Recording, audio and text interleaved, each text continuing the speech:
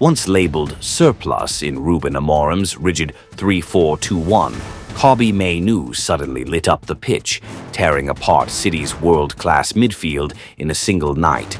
This wasn't just a return to form, it was a tactical liberation. And the man behind it? Michael Carrick. Few people knew that, just weeks earlier, Mainoo was already standing on the edge of a loan move away from Old Trafford, a desperate attempt to save his career. Then Carrick stepped in, almost like a lifeline, and quietly rewrote the destiny of a 20-year-old who was fading far too early. Bringing the number 37 back into a 4-2-3-1 turned out to be the master key, not just for Mainoo, but for a glimpse into Manchester United's future.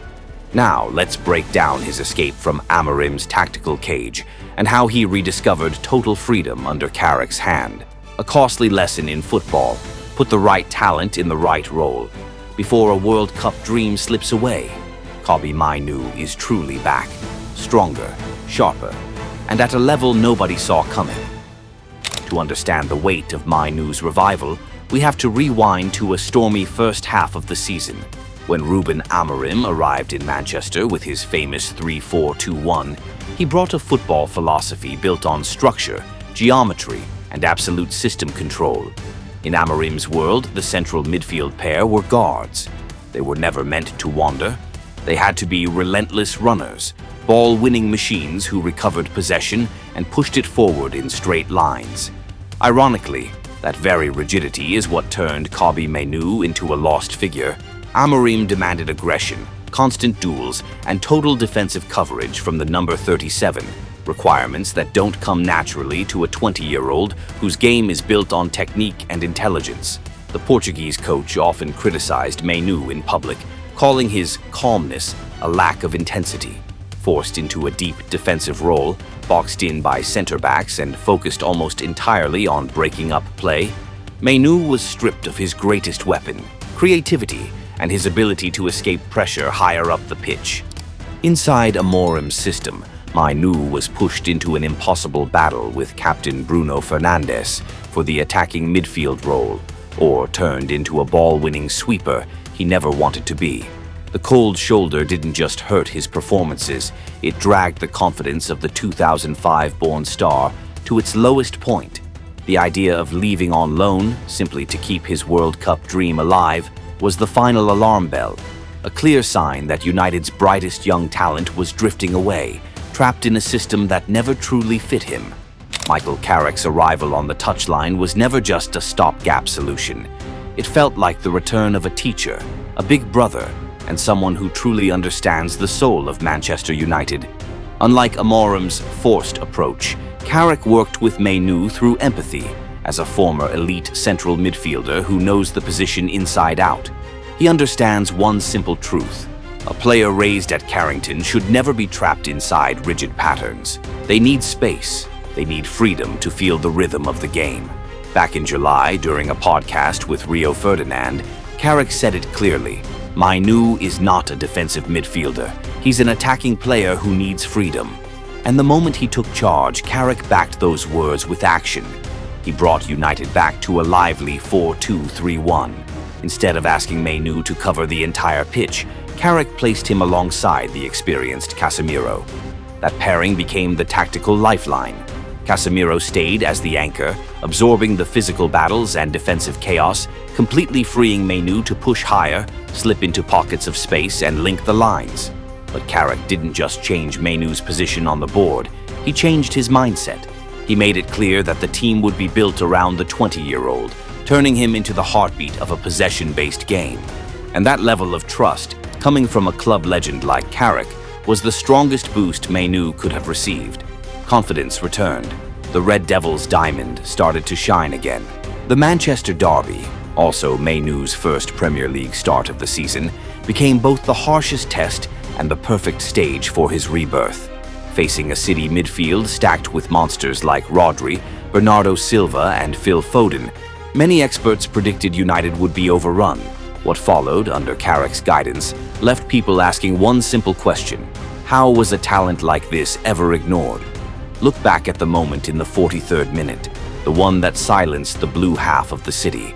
A slightly underhit pass from Harry Maguire put Mainoo under immediate pressure from Antoine Semenyo. In that situation, 90% of young midfielders would play it safe, pass backwards, or lose the ball. Mainoo did neither. He spun away in one smooth movement, left his man behind in a split second, then split the flank with a sharp pass to Luke Shaw. That was the ability to keep the ball under pressure that Phil Jones once praised, a quality you only find in truly elite midfielders. The numbers from those 90 minutes against Manchester City at Old Trafford don't lie. 91% pass accuracy, in a game played at an insane pressing intensity. 50 touches, Mainoo was everywhere, not by running himself into the ground, but by controlling the tempo.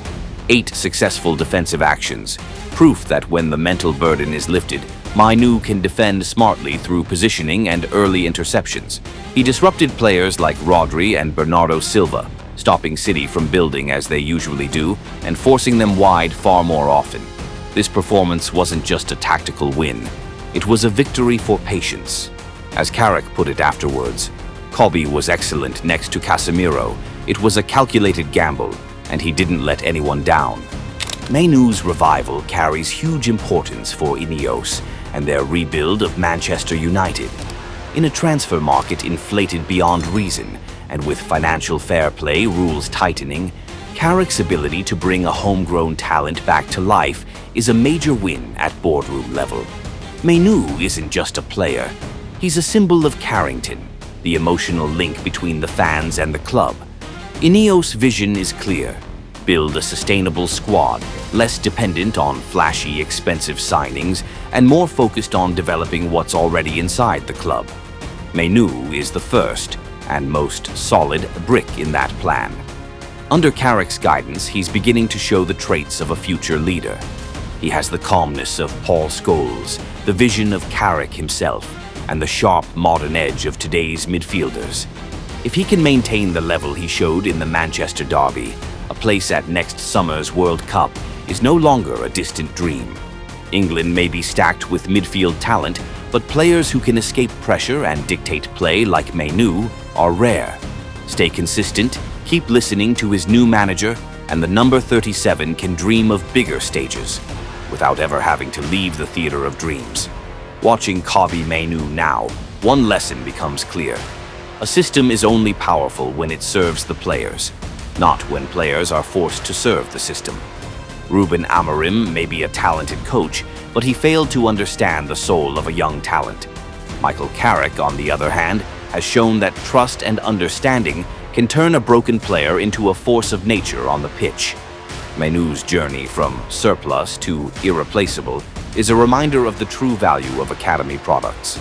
Manchester United are always at their strongest when they believe in themselves, when they believe in boys raised under the Manchester sky. With his elegant feet and sharp footballing brain, Kobbie Mainoo is writing a new chapter for himself and for the club. The future of the Red Devils, guided by Carrick and powered by Mainoo, promises to be bright and unmistakably red.